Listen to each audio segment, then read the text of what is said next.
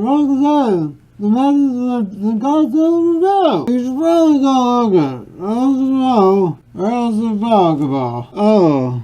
Okay, well, that didn't work. Alright, so after a week of everybody asking, oh, is this turning into a Godzilla channel? That's dope! Or, is this turning into a Godzilla channel? Fucking hell. We can finally review the new film, Godzilla, King of the Monsters.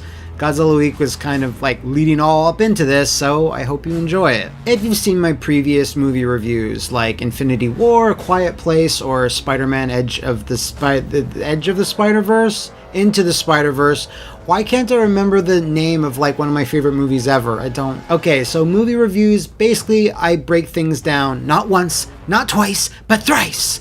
We're going to start with the setup, just giving you a basic overview of what the film entails, then the things I liked and the things I didn't like. Now, I know I'm incredibly biased when it comes to Godzilla and Kaiju, but we're going to do this with the most grounded, like sort of subjective, and like I have to like, step back a bit to really critique this movie. So I hope you enjoy this really, as best as I can do, a professional look at Godzilla, King of the... There's fucking big ass dick monster fighting and there's fucking big dick ass monster fighting. Oh shit! I'm coming!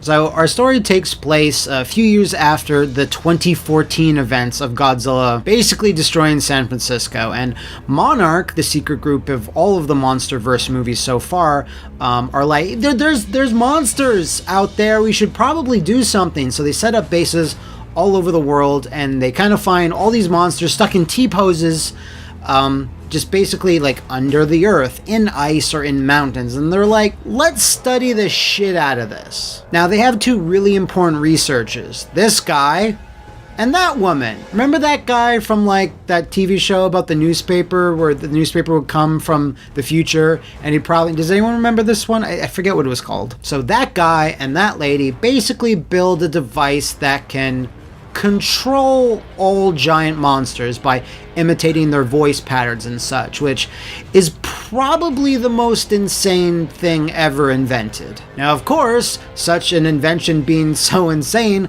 lots of people are going to want to get their hands on it because of how devastating that could be, either in the good hands or the right hands. I wouldn't trust anybody with that. So during the course of the movie, people are kidnapped, allegiances change. So the world is basically fucked because all the monsters reawaken, and there's just tons of fighting, everyone vying for supremacy, with most of the battles being like Monster A, B, or C fighting King Goddamn Ghidorah. He's being put over incredibly strong in this movie. Like, they're pushing him. It's like Vince McMahon is trying to shove King Ghidorah down everyone's throats. That's how much grandeur and like threat that this three-headed Goliath poses. He is Godzilla's rival alpha dog, the big dog.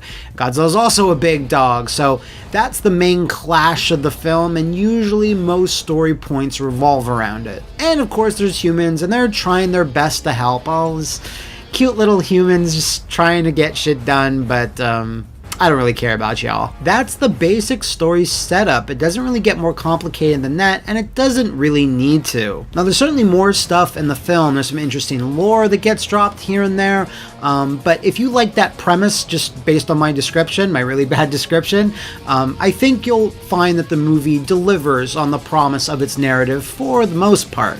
The most part, I say? Well, let me go into that by starting with...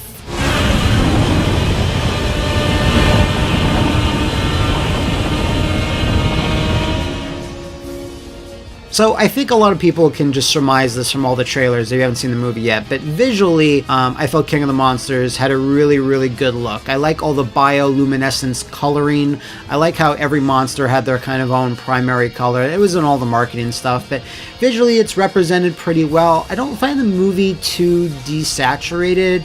There was enough pops of color here and there where it didn't look visually drab. I kind of felt Godzilla 2014 was a little visually drab. That was, shot well and directed well, but this has a I wouldn't say comic booky energy, but it's a little more, interesting visually with a lot of the shots and, the atmosphere. Yeah, there's a lot of night scenes, but they're still quite nice to look at. It's a bit closer to Pacific Rim 1.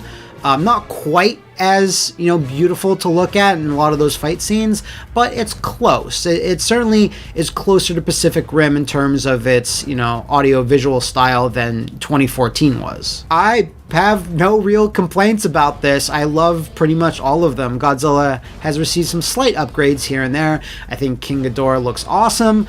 Not that different from the Japanese versions, but still a lot more fierce looking, which I always feel in some movies, depends on the one, but he looks a little goofy. Sometimes he has little fluff around his neck, and I'm like, okay, it's weird. Mothra looks sick. I'll talk about Mothra in a little bit, but Mothra overall was like, oh man, I just really digging this. Oh, okay, bye Mothra. Rodan is Rodan. I'm never the biggest Rodan fan. I'm sure there's at least 3 of you. I thought it was the best take on that character I've ever seen. It's all fire and lava based, like bursting out of volcanoes and shit. That's pretty good for Rodan. There's also, not to say that there's spoilers here because I'm not going to describe them, but there are a couple of other kaiju you see that are all new. They don't do much, but they all, have a look. They're not the most interesting things I've ever seen. There's 1 or 2 ones where I'm like, yeah, that's pretty cool. But, for the most part, all of the 4 main monsters are your go-tos, and I have no complaints about any of that. I loved all of them. I'm going to be buying action figures for... they're all coming to my door right now. They're not here yet. The overall story setup I enjoyed. I thought it was, not retreading the kind of just one monster fighting another monster. There's some other elements going on that make it a bit more interesting than Godzilla 2014. So that was there. There was a lot more lore for each individual monster that I really enjoyed. What I mentioned before. I'm not going to say exactly what it is, but I'm like, oh, that's cool. And like, yeah, I'm glad they're bringing that part in. There's not that much more to the story, like I already said, but the setup and where it goes from start to finish, I was generally happy with. Easter eggs, holy shit. I only counted just a few. Some people said there's way more than that, but I was on the visual lookout, my eyes sharp. Just there's some very overt ones, and there's very ones that I'm like, just like, okay, well, no one can miss that. There's some naming conventions for things and some elements that appear later in the movie where I'm like, oh, that's good. Literally, I was the only one in the theater going, oh, and Leanna was all like, well, what does that mean? And I'm like, no, never mind, I'll tell you later. And I was just excited to see where they would go with certain things. There's also some cheeky little references here and there. Nothing that beats you over the head with like, hey, look at this. True fans would kind of be like, oh, there you go, that's cool. So I always like those little touches in a movie like this, because it makes you know that the director or the writer at the very least, I think Michael Dowdery, I think he directed and was a co-writer on this, so he knows what he's doing. The music! Whew. This is probably one of the best elements of the film, because 2014, not a bad sounding film on its soundtrack, but like, there's nothing that really stands out. There's so many homages to classic Godzilla themes, not just the classic Godzilla theme. There's lots of others in there. The awesome title track, the cover of Blue Oyster Cult's Godzilla, done by the frontman from System of a Down, like that makes its way into the movie at some point. I'm like, yay, I get to hear this because I love that song. There's lots of little musical nods to things, and it was a pleasure to hear it. It was something that was lacking from 2014, or I don't remember it. 11, Millie Bobby Brown. She's in this film, and the parts that she's in, I thought she was really great, actually. She could have done more. I'll talk about that later. But she was a kid character. She's still, being treated as a kid overall. But, I mean, usually kid characters, like, she plays it much like 11. Like, she's kind of vulnerable, but also she has, like, a certain ingenuity to her. And I really felt she did, like, a standout job. Like, the role is not the most meaty, but I'm like, wow, you really like surprised me. I kind of thought there'd be more emphasis on like all the adults running around, and there is placed on her. but it's just kind of a standout performance, as well as Ken Watanabe as Dr. Serizawa. He was great also in the 2014 Godzilla, and he basically does a lot of the same stuff here. He does a bit more, certainly towards the end of the film as well. And you just know that Ken Watanabe loves being in this. He's honored to be in these movies. And whenever you see interviews with him, he's like, Godzilla and I were friends. We're OGs. We used to kick it. And that comes across in his performance. And he's very endearing in this movie, probably a bit more than 2014. So if you're a Dr. Serizawa, Ken Watanabe fan, good news for you, kinda. And I was praising him before with the visuals, but just the general cinematography and directing I thought was just really solid overall. It wasn't trying to get too fancy. It wasn't trying to it doesn't come off as very basic looking. Felt it was a really solid director doing it, and I've enjoyed this director's last 2 films, Krampus and Trick or Treat, so I felt like he did a really good job overall with this material. I think maybe it was a little less interesting in terms of just cinematography and straight shots. I felt there were some maybe more impressive understated shots in Godzilla 2014 where nothing very exciting is happening, but they shoot it in an interesting way. But this, because it has so many monster fights and glamour shots of each kaiju, you're kind of blown away by that, and some of the other visuals when monsters aren't on screen aren't as impressive, not like they could be, but it's like a little small nitpick. Now overall, one of the strongest other things in the film is the climax and the very last shot. I'm not going to describe what that last shot is, but it's so fucking sick. I was kind of cheering. It's one of those moments. And the final kind of fight, it is pretty dark. A lot of the monster fights are dark. I'll get into a bit of that later. It's not that major of a thing, but overall, in terms of giving a satisfactory monster fight, the one at the end of 2014, when it finally got going, and I was like, you're gonna have to do a lot to top that. Does it have something that absolute tops that one moment in 2014? If you've seen that film, you know which one I mean. Maybe not. It gets really close for that one singular moment, but the overall package for the final fight and encounter between all the kaijus is super, super satisfying. It leaves on a very, very high note, which is what a movie like this should do. Now, what did I like not so much?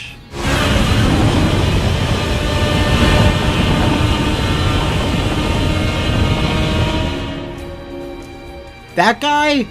Newspaper guy? So here's the deal with this guy. He's a good actor. I've seen him in some other stuff. I really liked him in the Peter Jackson's King Kong. The problem with this guy, this character, is that he's always shouty. He's always at 11. Now, there's story. He's not yelling at 11. The character. I mean, he's always at an 11 out of 10. There's story reasons why he's like that. That makes sense, but he's never not in that mode because information is presented to him and then he's just this crazy asshole that's running around yelling at people, and I got real tired of that. Midway through the movie, he always has this kind of dickish attitude to some other people. He's not trying to be, but it comes off as that. So he's always in that gear. And every other character kind of ebbs and flows with whatever's happening in the movie. But he's always screaming. He's always yelling. And it actually was I wouldn't say hurt the film, but it was a minor annoyance that kept happening because, he's one of the more major human characters. And I'm like, all right, we're just going to have to deal with this. And he never really changes. So, yeah, that's kind of a bit of a downer for me. All right, I talked about Mothra before. My problem is that there's not enough Mothra. There's only one really good, full, detailed shot of Mothra. All the other, encounters with her are kind of obscured, purposefully. She's not fully grown, that type of thing. So when she's finally on screen in all her glory, it's just a little too quick. But Mothra is very important, and they drop some great little bits with her, but I could have used a lot more Mothra. Give me more Mothra! Villain! There is a human villain in this film. You've probably seen him in the trailers. He's Tywin Lannister. He's an awesome actor. He has intimidating presence. Doesn't get enough to do. There's kind of several sort of villain types in the film, especially if you count King Ghidorah. But unfortunately, this guy just... he needs like another monologue or two, or he needs to threaten some more people or something. After a while, I just kind of leaves the film, and I'm like, oh, okay, cool. I guess I'll see you later. I wish they had done a bit more with this guy, like give him an extra 10 minutes of screen time. It would have helped give him a bit more presence, because that guy is a great actor. I just want to see a bit more of him. Probably my biggest beef with this film is still a relatively minor one. In the middle of the film, there's another monster battle, and it's a very aerial battle, let's just say. After that great action sequence, the film kind of slows down for, I want to say, a good 15-20 minutes. And that's where I was like, I kind of had the same problem with Shin Godzilla. After the big middle portion, it just kind of meanders a little bit, and it loses a lot of energy for me. I was kind of like, just maybe a little bored. Not to say that the movie wasn't doing important things, but just like a lot of talking and not a lot of energy, and it bridges you to a scene that is very important, and after that you're like, okay, I'm back on board. Not that I was off board. I'm not going to jump off a kaiju's dick if I had the choice. So that middle, that like I would say 60% portion, about 15 minutes, like I said, I was like, that was basically my feeling. And fortunately, the movie like got its wind back in its sails, so I'm pretty thankful for that. One little more nitpick, I talked about a lot of the monster fighting at night. I've seen some other people online complain about this. And yeah, I think almost every major monster fight happens at night. There's one that happens kind of like when the sun's going down, so it's still bright, but then it turns into a night fight. So here's an issue, is that you really want to mix if you can. I think Pacific Rim 1, all of its fighting was at night, but it still looked great because that action was choreographed so well.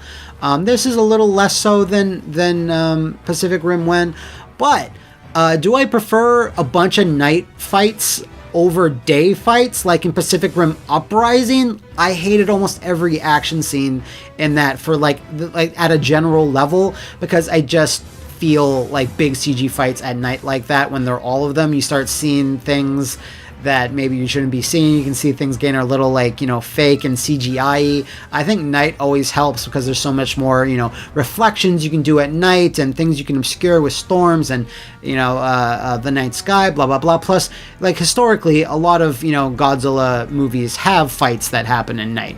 There's obviously some scenes in the daytime.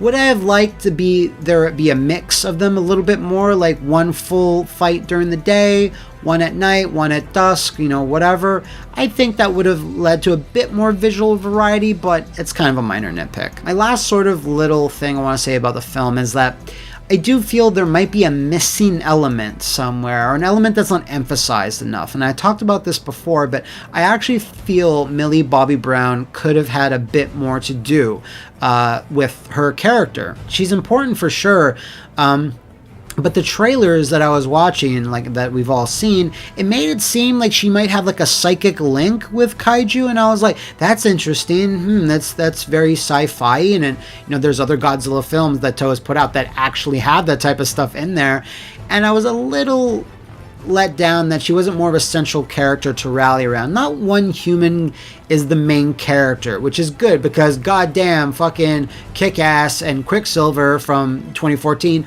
way too much was placed on him and his struggle and his feelings. So this is still the better choice of those two things, but I still feel that maybe another little underthread of a storyline with her that carries throughout the film would have helped a little bit.